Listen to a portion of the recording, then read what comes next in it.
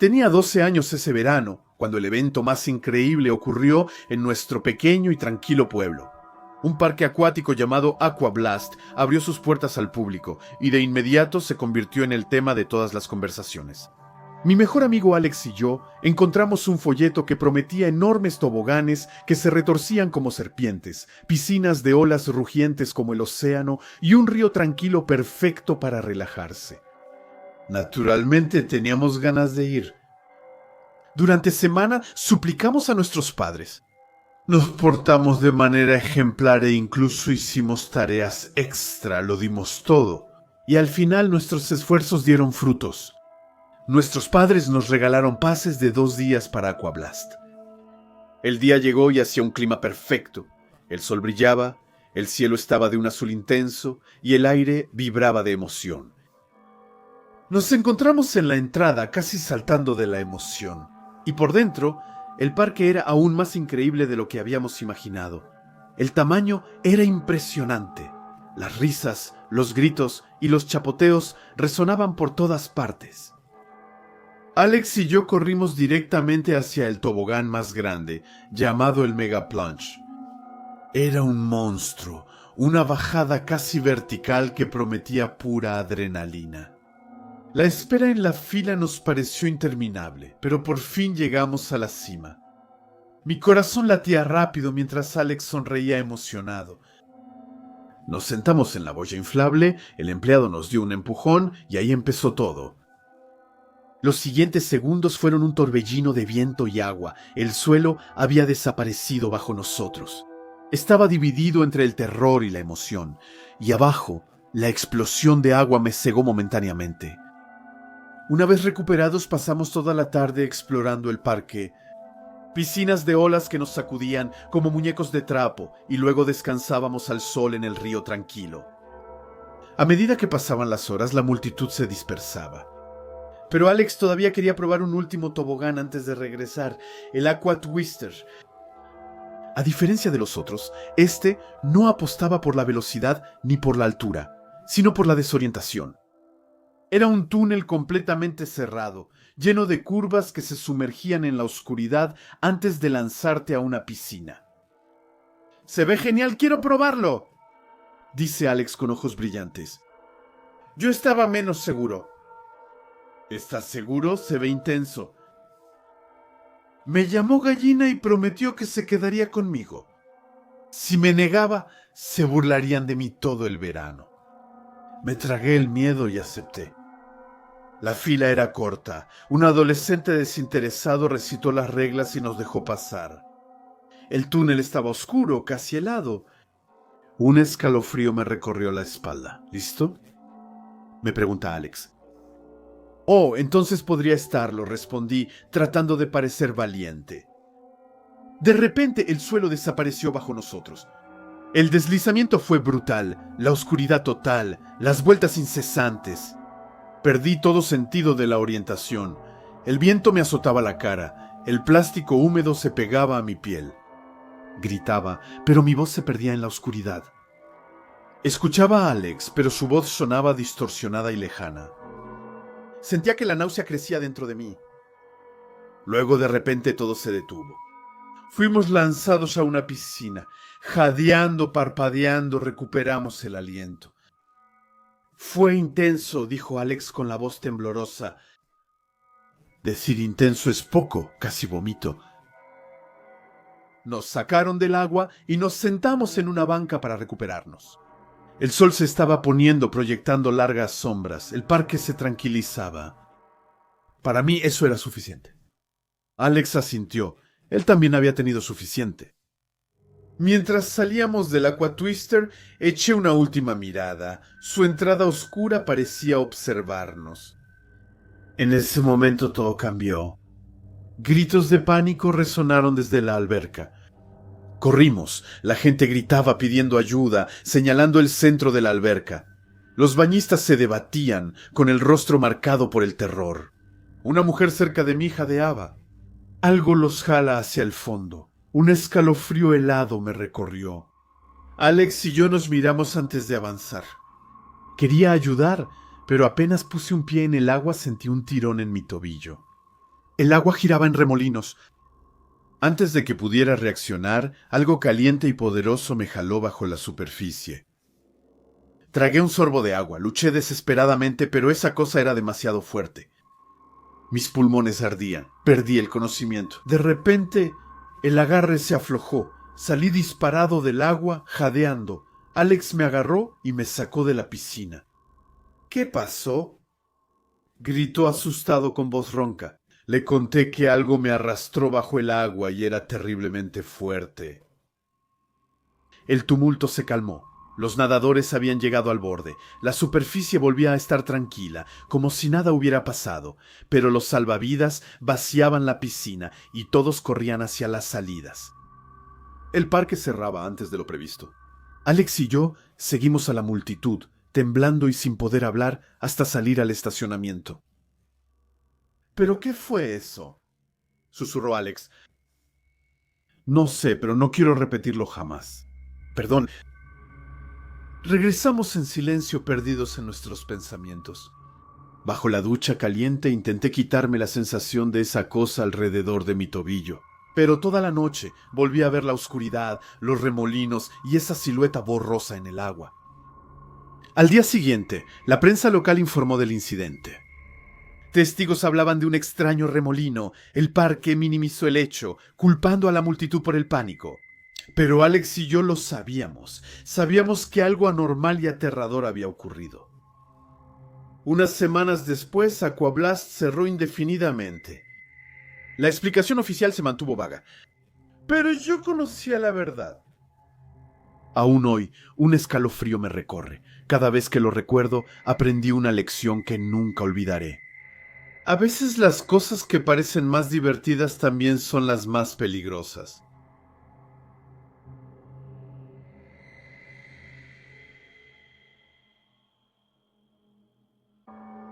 Era un Indimat enamorado. Cuando todo inició, llegaba a la oficina listo para un largo día laboral. Yo era un simple becario en una pequeña empresa de tecnología. Las oficinas tenían espacios abiertos, cubículos alineados y una sala de descanso de ladrillo con máquina de café y dispensadores. Mis colegas eran simpáticos, me llevaba bien con casi todos, excepto con Carl. Tenía poco más de 30 años, el cabello siempre despeinado, una barba mal recortada, camisas de cuadros arrugadas y las mismas botas negras viejas todos los días. Brillante programando, pero un desastre socialmente. Sus intervenciones solían ser confusas o incoherentes, y tenía ese don para incomodarme. Un mediodía, mientras comía en mi escritorio, Carl se acercó con los ojos abiertos. Jake, ¿sabías que el alma abandona el cuerpo durante 7 minutos después de la muerte? Me reí nerviosamente. No lo sabía. Entonces empezó a contar una historia retorcida sobre comunicarse con los espíritus. Terminé mi comida rápidamente para irme antes de perder la paciencia. En los días siguientes, su comportamiento se volvió aún más extraño. Murmuraba solo, miraba la pantalla sin moverse, con los dedos suspendidos sobre el teclado. Incluso el jefe ahora lo evitaba. Y yo me encontraba siendo el único que todavía le hablaba, más por culpa que por ganas. Luego, un viernes por la tarde, todo cambió. La oficina estaba casi vacía, todos se habían ido de fin de semana. Sentí una presencia detrás de mí y me sobresalté. Carl estaba ahí, su rostro muy cerca del mío. ¿Crees en los fantasmas, Jake?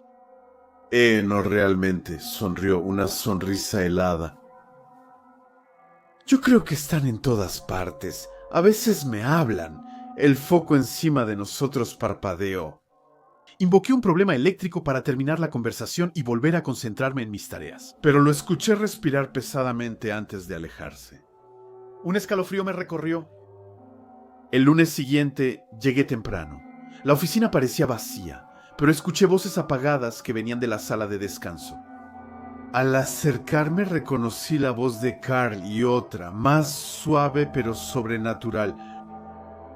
Intrigado y preocupado eché un vistazo por la ventana. Carl estaba solo en una esquina, brazos levantados, murmurando: «Carl, ¿estás bien?». Abrí la puerta de golpe. Se volteó con los ojos desorbitados. Intento alcanzarlos. ¿Quieren hablar conmigo? ¿Quiénes son? Pregunté mientras retrocedía. Ignoró mi pregunta y siguió cantando. Las luces parpadearon y el aire se heló. Luego, un enorme estruendo resonó en el pasillo. ¿Qué fue eso? Grité. Carl me miró fijamente. Están enojados, escúchalos. Entré en pánico y huí. Llamé a la policía desde mi oficina. Cuando regresé a echar un vistazo, Carl había desaparecido. Los agentes registraron el edificio sin encontrar nada. Incluso después, Carl seguía ausente. No dejaba de pensar en lo que vi. El viernes por la noche, impulsado por una extraña intuición, regresé solo a la oficina. Las luces parpadeaban. «Carl, ¿estás ahí?» Un murmullo claro me llegó desde el armario de almacenamiento. «¿Estamos aquí?» Con el corazón latiendo fuerte abrí la puerta. Cayeron unas cajas, revelando a Carl acurrucado en una esquina. «Están atrapados». «Puedo liberarlos», murmuró Carl. Lo tomé del brazo. «Tenemos que salir de aquí, Carl». Me mira con una expresión desgarradora, entre el miedo y el delirio. «Me necesitan». De repente, las luces se apagaron. Un soplo helado atravesó la habitación y una voz furiosa retumbó. «No lo interrumpas». Sombras giraban a nuestro alrededor. Asustados, salí del armario y corrimos hacia la salida. Los susurros se intensificaban para detenernos. Salimos afuera, jadeando. Al darme la vuelta, vi que las luces de la oficina parpadearon una última vez antes de apagarse. Carl estaba temblando. Yo también. Nunca supe qué estaba invocando, ni qué fue lo que realmente escuchó. Pero sé una cosa. A veces, la curiosidad puede llevarnos demasiado lejos. Sin embargo, no podría haberlo dejado solo con eso. No importa el horror que aceche en la sombra, elegí mantenerme fiel a mis principios, no darle la espalda a alguien, incluso cuando lo inexplicable se interpone. Hace un tiempo narraste en tu canal la historia de la joven de vacaciones en un resort de Disney en Carolina del Sur, donde encontró a un individuo inquietante con una vieja máscara de Mickey Mouse. Quiero dejar en claro que mi experiencia no tiene ninguna relación con la de ella, pero yo también vi a alguien usando esa maldita máscara. Créeme, esa imagen nunca se olvida. Dicen que Disney dejó de hacer esa máscara porque asustaba mucho a los niños. Y honestamente, todavía me pregunto cómo pudo considerarse atractivo en esa época. De cualquier manera, déjenme contarles mi historia. Se remonta a 2004, el año en que entré a primer año de primaria. El primer día de clases siempre tiene algo emocionante, pero también angustiante. Sin embargo, guardo un recuerdo bastante agradable de ese día. Mi maestra era amable, mis compañeros simpáticos y el salón lleno de promesas. Todo iba bien, hasta el trayecto de regreso en autobús. Como yo era la única niña de mi barrio inscrita en esa escuela, mi parada había sido creada especialmente para mí, y la pusieron hasta el final del recorrido. Mis papás me habían repetido varias veces cómo era el lugar, y uno de ellos debía esperarme ahí. Apenas tenía 6 años. Pero cuando llegamos a la penúltima parada, y yo era la última que quedaba en el autobús, el chofer de repente se enojó conmigo. Desde ese momento en Beauchantel su voz autoritaria me heló. No reconocía nada a mi alrededor y mis padres no estaban. Quise protestar, pero ella se enojó más. Bájate ahora mismo, si no, nunca más tendrás derecho a subir a este autobús. A esa edad yo era tímido y odiaba los conflictos. Me aterrorizaba la idea de ser expulsado del autobús, mi único medio para volver a casa. Entonces, paralizado, me bajé y de inmediato me arrepentí de mi decisión cuando el autobús desapareció. A lo lejos, el barrio parecía tranquilo, pero todo me era extraño. Estaba perdido, solo y a punto de llorar. Y fue ahí cuando lo vi. En un callejón entre dos casas, una silueta vestida de oscuro y con chaqueta grande estaba de pie. En su rostro, una vieja máscara blanca y negra de Mickey Mouse, los ojos vacíos de la máscara fijos en mí. Empecé a sollozar paralizado. Luego, como un milagro, aparecieron 2 chicos gemelos de mi autobús. Habían escuchado mis llantos y regresaron sobre sus pasos. Volteé la cabeza al pasillo y el hombre enmascarado ya no estaba. ¿Qué estás mirando? Pregúntale a uno de ellos. Había un hombre con una máscara de ratón. Balbuceó. No hay nadie. Seguramente creíste ver algo, respondió él. Me tranquilizaron y pusieron en marcha un plan. Uno se quedaría conmigo. El otro correría a buscar a su papá. Unos minutos después, un coche beige se detuvo cerca de nosotros. El papá conducía y el gemelo me indicó que subiera atrás. Cité. Mis papás siempre me advirtieron sobre desconocidos y yo seguía alterado. Pero estar solo y perdido me aterrorizaba más. Temblando subí al coche y le di mi dirección. Para mi sorpresa estábamos a unas cuadras de mi casa. Cuando mi abuelo me abrió los brazos frente a la casa, por fin pude soltar todo mi miedo. Mis padres se enfurecieron con el chofer y la escuela, que terminó despidiendo a la conductora. En cuanto a mi historia del Mickey enmascarado, fue descartada como una alucinación de un niño asustado. Con el tiempo, a veces pienso que tal vez fue mi imaginación, pero en el fondo estoy convencido de que vi a alguien ese día. Un ladrón, un merodeador, no importa. Para la niña asustada que fui, ese hombre de máscara inmóvil parecía el mismo diablo en persona.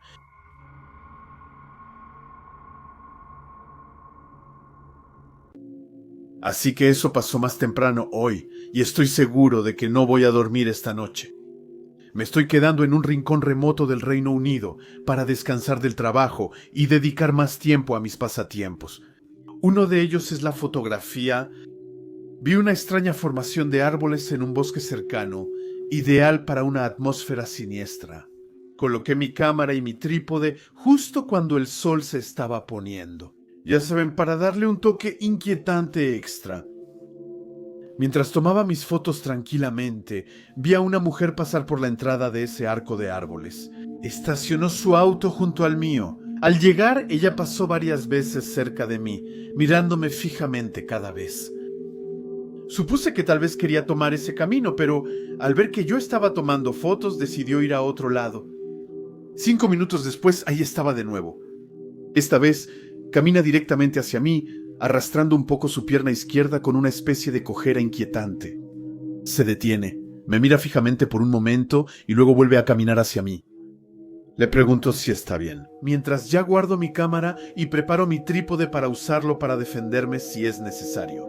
Porque el ambiente me parece francamente extraño. Ella empieza a gruñir, luego se detiene de nuevo para mirarme fijamente. Es ahí cuando me doy cuenta de que en realidad no es una mujer, es un hombre disfrazado, usando ropa femenina y una peluca. Se instala un silencio incómodo. Luego vuelve a gruñir. Se inclina hacia un lado del camino, recoge un puñado de hojas y empieza a arrojarlas por todas partes, antes de alejarse sin rumbo, desapareciendo en el bosque. De inmediato llamo a una amiga para explicarle lo que está pasando y le pido que se quede en la línea conmigo por si ese tipo regresa. Decido tomar 2 o 3 fotos más y luego irme. Durante unos 10 minutos escucho pasos entre las hojas, como si alguien estuviera dando vueltas a mi alrededor en el bosque. Me convenzo de que deben ser animales. Luego de repente nada más, silencio total. Sigo tomando mis fotos. Pasan 15 minutos sin verlo ni oírlo. Me digo que estoy tranquilo. Entonces dejo el sendero y noto que el coche ya no está. Pero al avanzar veo a un hombre venir directamente hacia mí desde la entrada del camino. Era el mismo. Se había quitado la ropa de mujer y ahora llevaba ropa de hombre. Al pasar junto a mí me dirigió una sonrisa tan extraña que un escalofrío helado recorrió mi espalda. No soy alguien que se asuste fácilmente, pero ese tipo emanaba una energía tan malsana que un sentimiento abrumador de terror me invadió por completo. Mientras hablo por teléfono, llevo el trípode al hombro, preparado para usarlo si hace falta. Acelero el paso para llegar a mi coche, y ahí lo veo salir de nuevo del camino que acababa de dejar. Se detiene, mira a su alrededor y luego empieza a caminar hacia mi coche con una intención clara. Esa parte la grabé unos segundos de video. Luego arranqué rápidamente, pasando junto a su coche estacionado un poco más adelante en la carretera, como si lo hubieran movido para esperarme. Solo pensé, ¿qué acaba de pasar? Caray. Cojeando, tirando hojas y merodeando por el bosque. Espero sinceramente no volver a ver a ese tipo. Hola a todos, soy oyente desde hace tiempo, y es mi primera vez enviando una historia. Tengo una que creo les va a interesar. Es mi experiencia trabajando en el turno nocturno de una estación 24 horas. Francamente, me sorprende que no haya más testimonios de personas que hayan trabajado en esos horarios. Todos mis compañeros, o incluso desconocidos con los que he compartido historias, han visto o vivido cosas extrañas, a veces realmente increíbles. Así que, un pequeño saludo a todos los veteranos del turno nocturno en la tiendita. También me gustaría escuchar sus experiencias. Yo acababa de graduarme sin un trabajo estable. Las ofertas eran escasas, y cuando vi el cartel de Se contrata en la vitrina de una estación local, no dudé ni un segundo. Ni siquiera pregunté por el salario. En ese entonces, el salario mínimo rondaba los $7.25 por hora, pero a mí no me importaba. Necesitaba dinero, si no, iba a perder mi departamento y todo lo que tenía. Estaba tan pobre que conducía sin seguro. En fin, me contrataron casi de inmediato y empecé el siguiente fin de semana. El trabajo era simple: limpiar, surtir estantes y cobrar a los clientes. ¿Ven el tipo de trabajo? A veces era muy aburrido, así que salía, vaciaba los botes, cambiaba bolsas y barría el estacionamiento. Como había cámaras vigilando, hacía lo necesario para pasar el tiempo. Los horarios eran brutales, de 11 p.m. a 7 a.m. solo en la tienda. A veces un colega se quedaba 2 o 3 horas, pero era raro. Casi siempre solo tenía a los clientes como compañía. Y créame, en la noche uno veía de todo pasar. Los camioneros agotados venían por un café bien caliente y un paquete de cigarros. Los fiesteros, aún riendo, cargaban papas y refrescos. Y luego estaban los demás. Esos que te ponen la piel de gallina, los tipos sospechosos que parecían huir de algo o correr hacia algo. Drogadictos, marginados y personas en abstinencia suelen ser agresivos. Casi siempre, solo amenazar o decir que llamaría a la policía bastaba. Pero a veces algunos se encerraban en los baños y ya no salían. A menudo se drogaban y terminaban desmayándose. Me vi obligado a golpear la puerta y amenazar con llamar a la policía si hubo una sobredosis. Por eso en algunos baños públicos la luz es azul, para evitar que se vean las venas. Triste realidad. Pero la noche que realmente me marcó, la que sigue atormentando mis pesadillas, es la del asalto. Eran como las 3 de la mañana. Estaba acomodando las bebidas en el refrigerador cuando escuché la campanilla sobre la puerta. Entró un tipo cualquiera. Lo saludé y volví a mis botellas.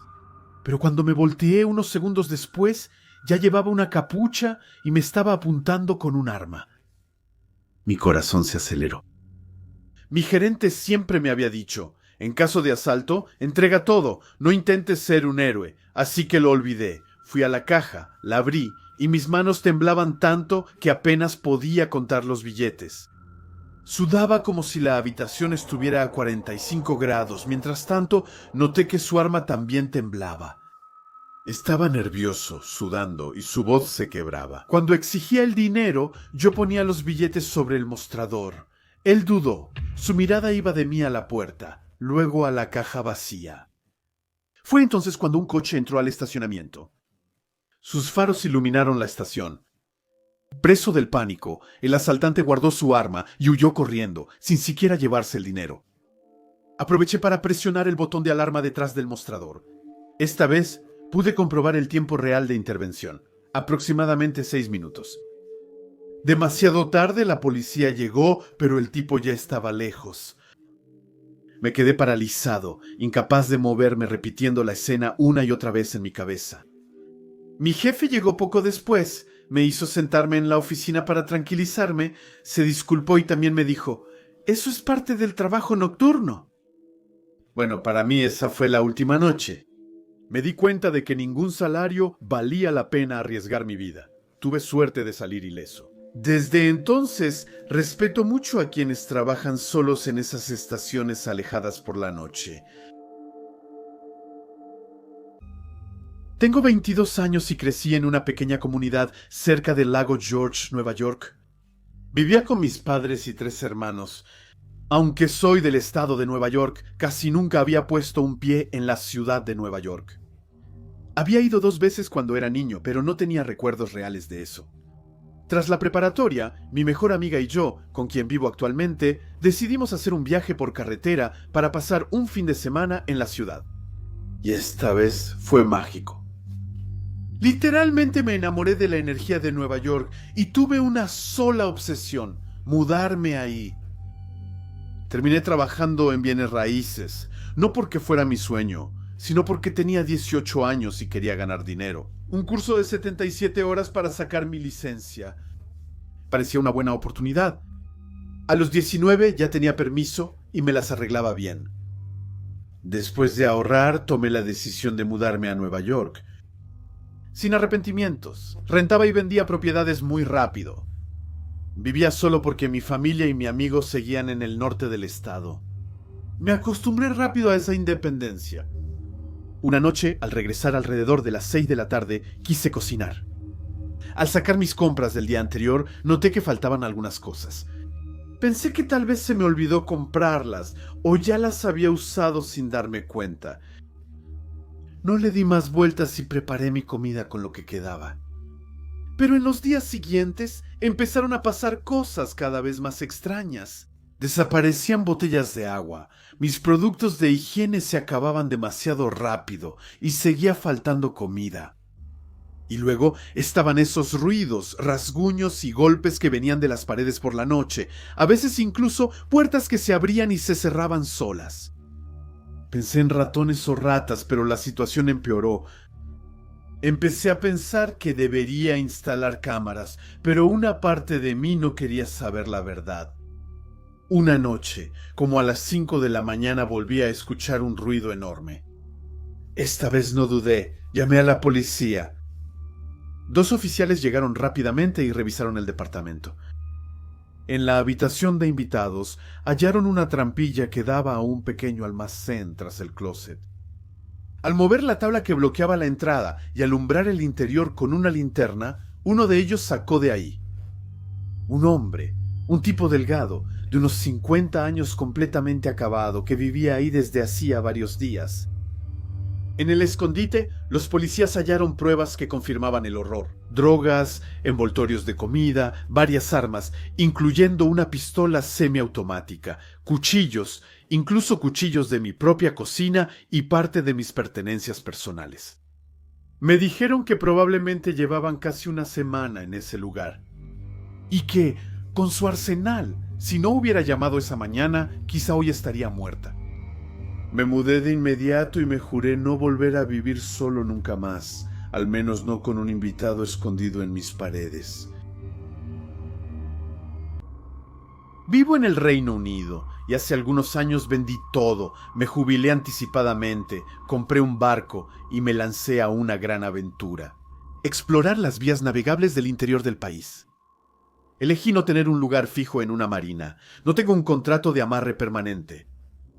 El objetivo era precisamente la libertad. Echar el ancla donde yo quiera, descubrir nuevos lugares y marcharme cuando no me guste el lugar o los vecinos. Este estilo de vida se llama navegación constante. Puedes navegar sin amarre oficial siempre que realmente te muevas. La mayoría de las paradas son gratis por 14 días antes de moverse. Con un barco bien equipado es una forma de vivir increíble, llena de encanto y aventura. He conocido zonas muy urbanas y animadas, como Liverpool, por ejemplo, pero también lugares completamente perdidos, tranquilos, silenciosos, casi fuera de este mundo. Eso es lo que me gusta: elegir mi entorno según mi estado de ánimo y, cuando algo no me gusta, irme al día siguiente. Obviamente, este estilo de vida también atrae a todo tipo de personas. Muchos comparten mi pasión. Pero también hay personas que viven en barcos improvisados sin licencia porque no tienen los medios para hacerlo de otra manera. Y a veces con problemas que te hacen querer mantener la distancia. Como soy una mujer sola, con solo mi perro, un Cocker Spaniel y mis 2 gatos como tripulación, tengo cuidado. Leo los foros, anoto las zonas que debo evitar, escucho los consejos. En general todo va bien. Pero a veces no hay muchas opciones debido a las crecidas, las esclusas fuera de servicio o los canales secos en verano. Y uno tiene que quedarse más tiempo de lo previsto en un lugar. Eso fue lo que me pasó este invierno. Estaba atrapado en un tramo de apenas 400 metros de canal, con ambos extremos cerrados por las crecidas. Ya llevo 2 meses sin poder moverme. Elegí amarrarme hasta el final, junto a una antigua zona industrial abandonada. Tras una cerca metálica torcida, solo quedaban ruinas, ladrillos, caminos derrumbados y terrenos baldíos con zarzas. Un sitio sombrío, ideal para pasear a mi perro y lo bastante aislado para que mis gatos corran seguros. Les gusta cazar ratones ahí. Cada noche se había vuelto un ritual. Sacar la linterna frontal, el perro e ir a buscar a mis gatos, que nunca regresaban por sí mismos. Gritaba sus nombres y siempre terminaban corriendo detrás de mí como perros bien entrenados. Durante 7 semanas todo fue normal. Luego hubo 7 noches. Hacía mucho frío. Debían ser cerca de las 11 de la noche. Llamaba a mis gatos cuando escuché un ruido extraño. No eran pasos ni hojas secas, no, eran golpes. Como ladrillos golpeándose unos contra otros. 3 golpes espaciados, regulares. ¡Tac! Mi primer pensamiento fue que alguien estaba herido y trataba de llamar mi atención, así que me detuve, escuché, y los 3 golpes comenzaron de nuevo. Más fuerte, más cerca. Sentí que se me hacía un nudo en el estómago. ¿Quién estaría merodeando en ese baldío a las 7 con este frío? No había refugio ni razón para estar ahí. Apreté el paso. Tranquilo. Mis camellos me alcanzaron saltando. Los atrapé, aliviado, y seguí avanzando. Luego los golpes continuaron, 3 más, el primero tan fuerte que me hizo sobresaltarme. Esta vez el ruido venía del otro lado, como si quien los daba hubiera rodeado más rápido que yo y casi logrado alcanzarme. Ya no pensé más. Corrí hasta la cerca, pasé por el agujero y regresé a mi bote. Cerré todo con llave. Al principio no oía nada, pero mis gatos sí, levantaban la cabeza y aguzaban el oído hacia afuera. Y entonces yo también lo escuché, un gruñido. Justo al otro lado de la cerca, a unos 10 metros del barco visto. Era un sonido atroz, largo, gutural, casi inhumano, como si alguien intentara imitar una motocicleta que se arranca en ralentí. Duró largos minutos. Yo estaba sentada en la oscuridad, con el corazón latiéndome tan fuerte que me dolía, conteniendo la respiración. Finalmente regresó el silencio. Me quedé despierto durante horas, incapaz de cerrar los ojos, observando cada movimiento de mis animales. 2 días después caminaba por el sendero de Jalaj. A 200 metros un bote destartalado estaba amarrado. A medida que pasaba, escuché una voz, un hombre que imitaba mi voz, llamando a mis gatos, exactamente como lo hago cada noche. Me di la vuelta y lo vi. Un hombre de unos 30 años, sucio, con ojos oscuros, una sonrisa horrible y los dientes en ruinas. Me miraba riéndose y supe de inmediato que era él. El ruido, los gruñidos, la puesta en escena en el terreno baldío era su juego. Entonces, sin saber por qué, le sostuve la mirada. Le devolví una sonrisa fría, casi amenazante, como para decirle que no tenía miedo, y seguí mi camino. Pero en verdad estaba aterrorizado. ¿Quién merodea por la noche en las ruinas gruñendo como una bestia? ¿Quién se divierte imitando sus llamados para hacerle entender que ya lo estaba observando? Ese hombre no era normal. Desde entonces no lo veo. Pero duermo mal y espero con impaciencia que el canal vuelva a abrir. Cuando las esclusas sean transitables, mi tripulación y yo partiremos. Y espero que su barco viejo se descomponga para que no pueda seguirnos.